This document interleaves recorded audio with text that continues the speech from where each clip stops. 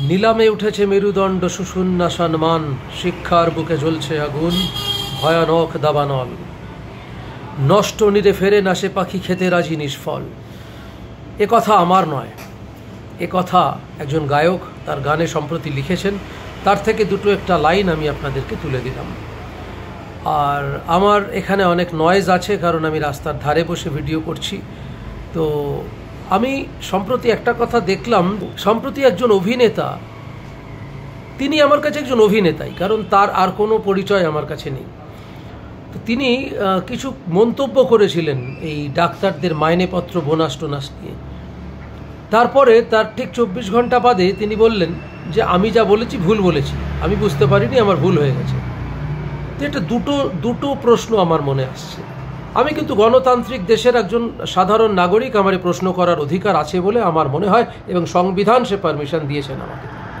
আমি মার্জিত ভাষায় শালীনতা রেখে সে প্রশ্ন করতেই পারি তার কাছে। আচ্ছা, আপনি কি যখন মন্তব্যটা করছিলেন তখন আপনি বাচ্চা ছিলেন? একদিন বাদে আপনি বড় হয়ে গেছেন, তখন আপনি নিজের ভুল বুঝতে পেরেছেন? এটা তো নিশ্চয়ই নয়, আপনি তো একদিনে বড় হয়ে যান। তাহলে আরেকটা প্রশ্ন আসে, যেটা সম্ভাবনা একেবারেই উড়িয়ে দেওয়া যায় না। সেটা হচ্ছে যে এরম তো হয়নি যে আপনি যখন কথাগুলো বলছিলেন ভিডিওর সামনে তখন আপনি ইনটক্সিকেটেড ছিলেন,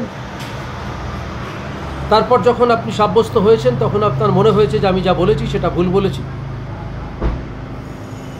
তাই আপনি মার্জনা চেয়ে নিলেন অন ক্যামেরা। আবার দেখুন, আমরা না এখন এই মুহূর্তে জনসাধারণ একে অপরের সঙ্গে আলোচনা করি, জনগণ একে অপরের সঙ্গে আলোচনা করি।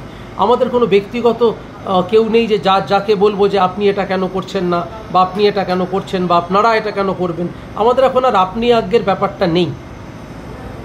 খুব অনেস্টলি বলছি যে আরজিকর হসপিটালে 20 আগস্ট কয়েক কোম্পানি সিআইএসএফকে মোতায়েন করা হয়েছিল তার নিরাপত্তার জন্য, কারণ সেখানে হয়তো কোনো সেন্সিটিভ কিছু ছিল বা তদন্তের স্বার্থে সেটা তদন্তের জন্য সিআইএসএফ নিরাপত্তার দায়িত্বে এসেছিলেন।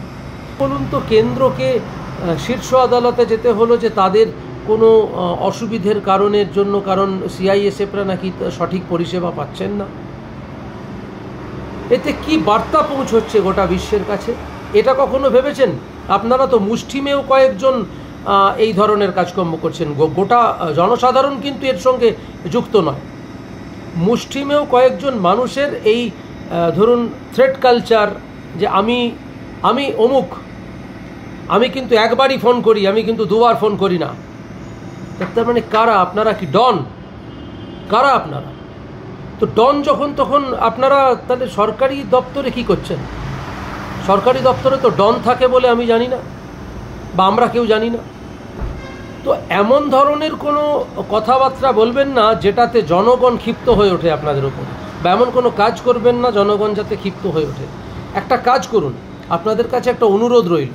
অনুরোধটা হচ্ছে এটাই যে আমরা যারা সাধারণ মানুষ পথে নেমেছি, আমরা যারা সাধারণ মানুষ প্রত্যেক দিন বিচার চাইছি, আপনারাও দয়া করে নেমে দেখুন, মনের পরিবর্তন হবে। কারণ আমার বিশ্বাস আপনার বাড়িতেও কিন্তু মা আছেন, বোন আছেন, স্ত্রী আছেন, সবাই আছেন, নারী আছেন।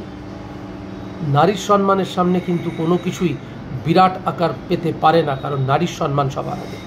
এই ন্যূনতম বোধটুকু আপনাদের যেদিন হবে সেদিন সমাজ পরিবর্তন হবে। জয় হিন্দ, বন্দে মাতরম, ভারত মাতা কি জয়।